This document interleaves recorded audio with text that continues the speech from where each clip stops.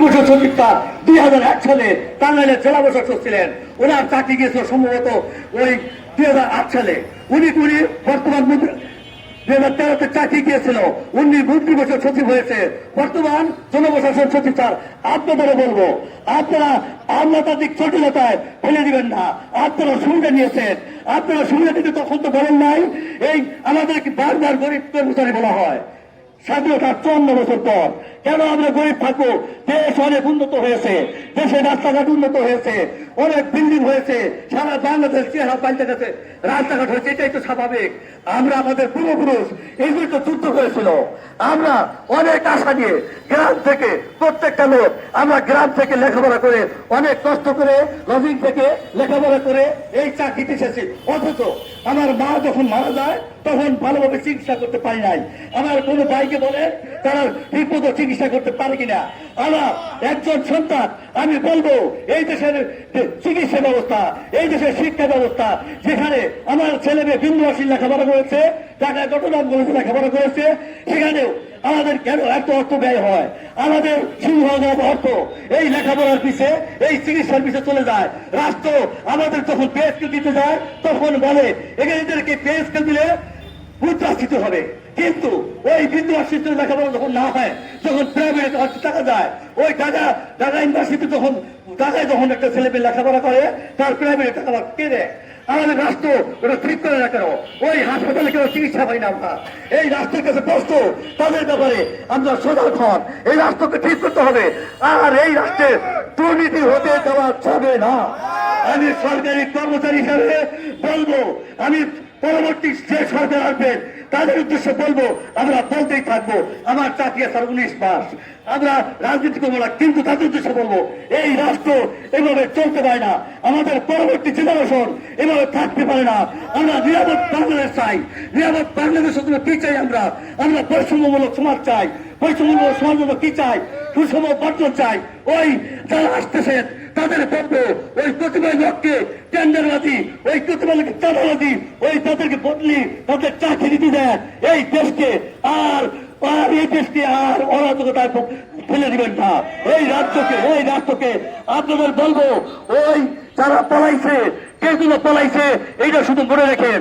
আর আমাদের যারা ঊর্ধ্বতন ছিলেন তারা তার ফেরত দিয়েছেন।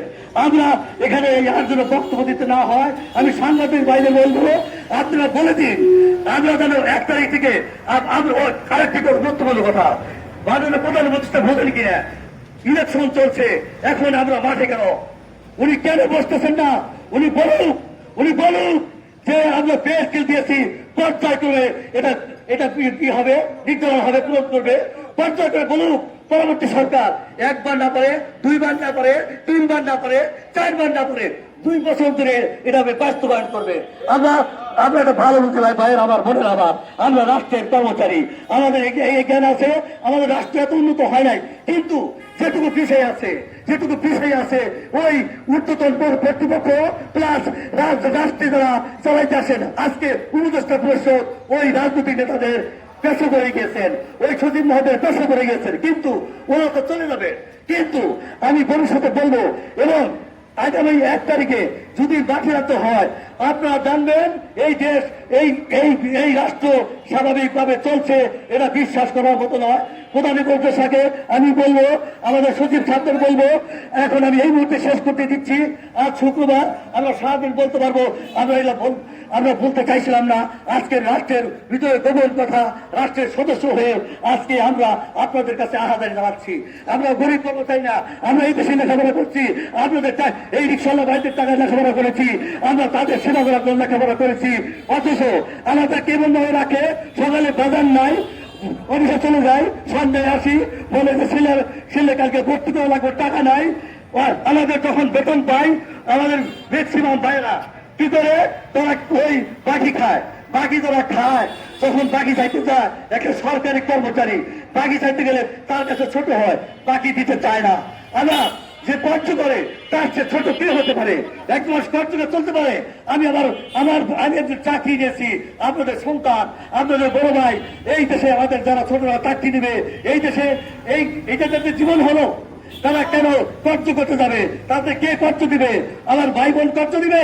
তাদের তো আমি দায়িত্ব পালন করতে পারি। ভাইয়ের আমার বোনের আমার আজ শুক্রবার আমি সাংবাদিক ভাইদের ধন্যবাদ দিব। আপনারা আশা করি আমার মেসেজটা বুঝতে পারছেন। তবে এই দেশকে আর আপনারাও ছাড়বেন না, আমরাও ছাড়বো না। দেশকে কতিপয় লোক যে পর্যায়ে নিয়ে গেছে সেজন্য আমাদের সচিব ছাড়া দায়ী যারা রাষ্ট্রের ওই যারা মনে করেন বড় বড় দায়িত্ব আছে 62-67 সচিব দায়ী। ওই বড় বড় দায়িত্ব তারা কেন্দ্রীয় সর্বোচ্চ পদে যারা আছে তারা দায়ী এবং রাষ্ট্রে ওনারা প্যাস পাইলে ওই আমাদের যারা দায়িত্বে আসেন যারা নির্বাচিত হন তাদেরকে বিভিন্ন প্যাস করে তাদেরকে বলবো এবং আল্লাহ যদি কথা রাখে আমি এই যারা রাষ্ট্রের ক্ষমতা যাবেন তাদেরকে চেষ্টা করবো যেখানে পাবো তাদের বলবো সচিবদের মায়ের কাছে করেন না। জনগণের কাছে জবাবদিহি করতে হলে জনগণকে ভালোবাসতে হলে জনগণের ভাষা বোঝে জনগণের অর্থ সম্পদ লুণ্ঠন করবেন না, স্বাভাবিকভাবে বন্টন করবেন। তখন আর এই কর্মচারীদের রাস্তায় নামতে হবে না। ওই আমাদের সাধারণ মানুষের জীবনযাত্রার মান উন্নত হবে, রাষ্ট্র উন্নত হবে।